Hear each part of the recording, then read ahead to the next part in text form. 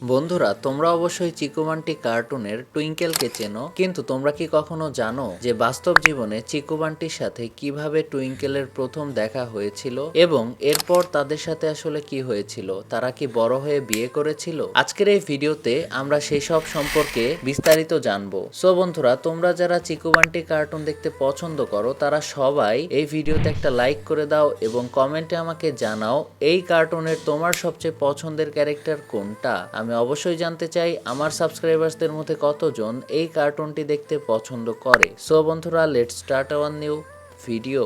তো বন্ধুরা, একদিন বান্টি তার স্কুল থেকে বাড়ি ফিরছিল, তখন হঠাৎ করে রাস্তায় অনেক জোরে বৃষ্টি নামে। প্রচন্ড বৃষ্টিতে বান্টি দৌড় লাগায় এবং হঠাৎ করে রাস্তায় সে হোঁচট খেয়ে একটি গর্তের মধ্যে পড়ে যায়। বান্টি এদিকে সেদিকে মানুষের কাছে সাহায্য চায়, কিন্তু কেউ তাকে সাহায্য করে না। এরপর একটি হাত তার দিকে এগিয়ে আসে। হাতটা ছিল একটি মেয়ের। সেই মেয়েটা আর কেউ নয়, সেই মেয়েটা ছিল বান্টির স্কুলে ভর্তি হওয়া নতুন মেয়েটা, নাম তার টুইঙ্কেল। এরপর টুইঙ্কেল এবং বান্টি একসাথে তাদের বাড়িতে চলে আসে। এভাবেই টুইঙ্কেলের সাথে বান্টির প্রথম বন্ধুত্বের সূত্রপাত হয়।